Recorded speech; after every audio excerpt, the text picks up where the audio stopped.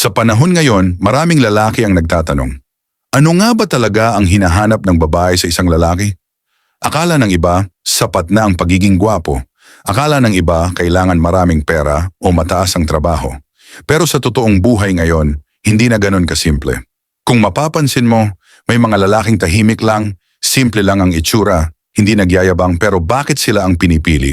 Bakit sila ang pinagtitiwalaan? Bakit sa kanila nagiging kampante ang babae? Dahil ang tunay na atraksyon, hindi nakikita sa salamin. Nararamdaman siya sa paraan ng pag-iisip, sa kilos kapag may problema, sa presensya kapag magulo ang mundo. Hindi ito tungkol sa yabang o pagpapakitang gilas. Ito ay tungkol sa lalaking may lalim, may disiplina, at marunong humawak ng sarili. At sa video na ito, pag-uusapan natin ang 7 katangian ng lalaking tunay na hinahanap ng babae, hindi pang movie, hindi pang ideal, kundi tugma sa realidad ng relasyon ngayon. Ang mga katangiang tunay na hinahanap ng babae ay hindi instant. Hindi mo siya mabibili kahit gaano pa kalaki ang pera mo. At hindi rin siya namamana kahit lumaki ka pa sa magandang pamilya. Ito ay hinuhubog, araw-araw, sa maliliit na desisyon na ginagawa mo kahit walang nanonood. Sa pagpili na maging kalmado kahit galit ka. Sa pagpili na maging tapat kahit may pagkakataong magsinungaling. Sa pagpili na gawin ang tama kahit walang papuri. Sa likod ng bawat lalaking hinahangaan ng babae, may isang tahimik pero matibay na prinsipyo. Hindi siya maingay, hindi siya palabida. Pero ramdam mo ang kanyang paninindigan. At ang mga ugaling pag-uusapan natin dito ay hindi lang nakakaakit. Nagbibigay sila ng respeto. Nagbibigay sila ng seguridad. At higit sa lahat, nagmumula sila sa isang lalaking may disiplina sa sarili. Ito ang mga katangiang hindi ka iiwan sa gitna ng gulo. Hindi ka iiwan kapag mahirap na. At hindi lang mahal kundi pinapahalagahan ka. Number 1. Marunong magtimpi. Hindi lahat ng madaldal ay marunong makinig. At hindi lahat ng malakas ang boses ay may tunay na lakas. Ang lalaking marunong magtimpi ay may disiplina hindi lang sa salita, kundi sa emosyon at kilos. Alam niya na hindi lahat ng laban kailangang patunayan at hindi lahat ng galit kailangang ilabas. May isang prinsipyo sa Stoicism na nagsasabing, ang tunay na lakas ay nasa kontrol, hindi sa sigaw. Kapag may problema, hindi siya agad nagagalit. Hindi siya padalos-dalos. Hindi siya emosyonal na sumasabog sa bawat hindi pagkakaintindihan. Mas pinipili niyang mag-isip bago umakto. Isipin mo ang isang relasyon na may misunderstanding. Habang ang iba ay nagmamadaling manakit gamit ang salita, siya ay humihinto muna, humihinga, at sinusubukang intindihin ang sitwasyon. Hindi siya nananalo sa argumento sa pamamagitan ng panlalait. Hindi niya binababa ang respeto para lang ipilit ang gusto niya. Mas mahalaga sa kanya ang relasyon kaysa sa ego. At ang katahimikang ganito ang hinahanap ng babae. Hindi katahimikang duwag, kundi katahimikang matatag, ang katahimikang kayang humawak ng gulo nang hindi nasisira ang sarili. Number 2. Responsible sa buhay. Hindi kailangang maging milyonaryo ang isang lalaki para hangaan. Sa realidad ngayon, mas mahalaga ang direksyon kaysa pera. Mas mahalaga ang lalaking alam kung saan siya papunta kaysa sa lalaking puro palabas lang. Ang pagiging responsable ay hindi lang tungkol sa trabaho. Ito ay tungkol sa pananagutan sa sariling buhay, sa desisyon, sa pagkakamali, at sa mga pangarap na pinili niyang panindigan. Sa Stoicism, may isang malinaw na prinsipyo, kumilos ayon sa tungkulin, hindi ayon sa damdamin. Ang lalaking responsable ay hindi naghahanap ng excuse. Hindi niya isinisisi sa iba ang nangyayari sa buhay niya. Kapag may mali, inaako niya. Kapag may pangarap, pinagsisikapan niya. Kahit pagod na siya, ginagawa pa rin niya ang tama. Hindi para purihin, hindi para ipakita sa social media, kundi dahil alam niyang ito ang nararapat. Isipin mo ang isang simpleng lalaki, hindi marangya ang buhay pero maayos. Gumigising ng maaga, nagtatrabaho ng tapat, at hindi umaasa sa iba para ayusin ang sarili niyang problema. At ang ganitong klaseng lalaki ay hindi lang iniibig, pinaniniwalaan siya. Number 3. May malalim na pag-unawa. Ang lalaking may malalim na pag-unawa ay bihira, hindi dahil kakaunti ang nagmamahal, kundi dahil kakaunti ang marunong talagang umintindi. Alam niya na hindi lahat ng babae pareho. May kanya-kanyang pinagdaanan. May kanya-kanyang sugat na hindi agad nakikita. At may mga pangarap na hindi laging nasasabi. Sa Stoicism, mahalaga ang pag-unawa sa kalikasan ng tao. Dahil kapag naintindihan mo kung saan nanggagaling ang isang tao, mas nagiging mahinahon ka sa pagtugon. Ang lalaking may ganitong ugali ay marunong makinig bago mag-react. Hindi siya nagmamadaling ipagtanggol ang sarili niya. Hindi niya kailangang palaging tama. Mas mahalaga sa kanya ang pagkakaintindihan kaysa panalo sa argumento. Halimbawa, sa isang tampuhan, habang ang iba ay nakatuon sa sagutan, siya ay naghahanap ng ugat ng problema. Hindi lang ng sintomas, hindi lang ng kung sino ang may kasalanan.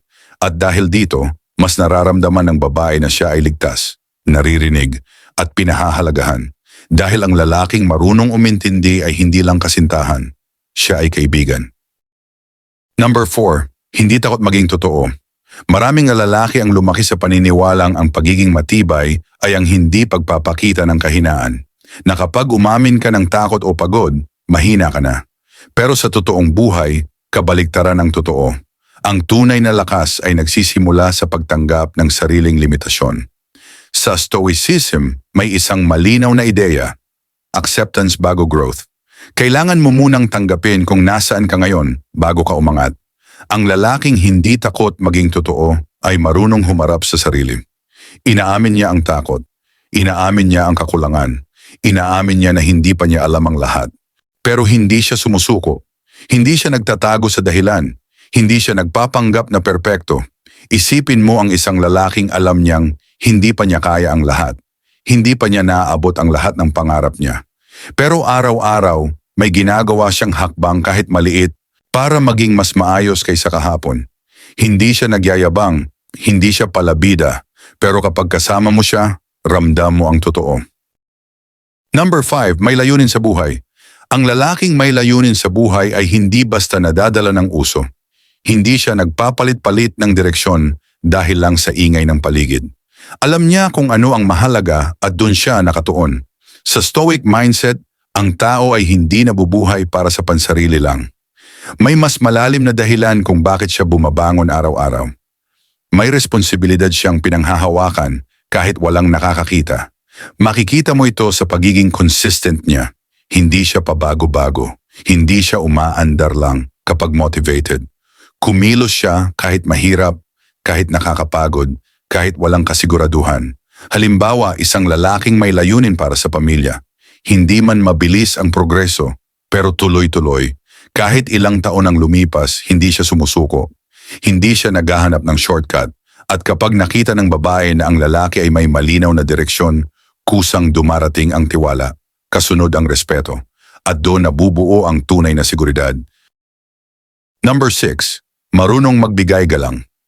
Ang respeto ay hindi lang nasusukat sa magagandang salita. Mas nakikita ito sa kilos, lalo na kapag walang nakakakita. Ang lalaking marunong magbigay galang ay may dignidad. May karangalan sa bawat desisyong ginagawa niya. Sa Stoicism, ang karangalan ay pinoprotektahan sa araw-araw na pagpili. Hindi siya naninigaw para ipilit ang gusto niya. Hindi siya nananamantala ng kahinaan ng iba. At higit sa lahat, hindi niya ginagamit ang babae para sa pansariling interes. Marunong siyang rumespeto ng hangganan. Kapag sinabi ng babae na hindi pa siya handa, hindi siya namimilit. Hindi siya nagmamadali. Marunong siyang maghintay. At sa paghihintay na yon, may pagpipigil, may pag-unawa, may pagpapahalaga sa pagkatao ng babae. Dahil ang lalaking may galang ay hindi lang mahal. Pinapahalagahan siya. At tandaan ito, respeto ang pundasyon ng tunay na pagmamahal. Number 7, tahimik pero matatag. Hindi lahat ng tahimik ay mahina. At hindi lahat ng maingay ay may laman. May mga lalaking hindi madaldal, hindi palaging nagpapaliwanag. Hindi rin naghahanap ng atensyon. Pero malinaw ang prinsipyo at matibay ang paninindigan. Sa Stoic mindset, ang katahimikan ay hindi kawalan. Ito ay kapayapaang may direksyon. Isang lalaking hindi basta natitinag ng ingay ng paligid. Habang ang iba ay nalulunod sa selos at drama, siya ay nananatiling kalmado. Habang ang iba ay kontrolado ng takot at duda, siya ay pumipili ng tiwala. Hindi dahil wala siyang nararamdaman, kundi dahil marunong siyang humawak ng emosyon. Alam niya kung kailan magsasalita at kung kailan mananahimik. At ang presensya ng ganitong lalaki ay nagbibigay ng kapayapaan.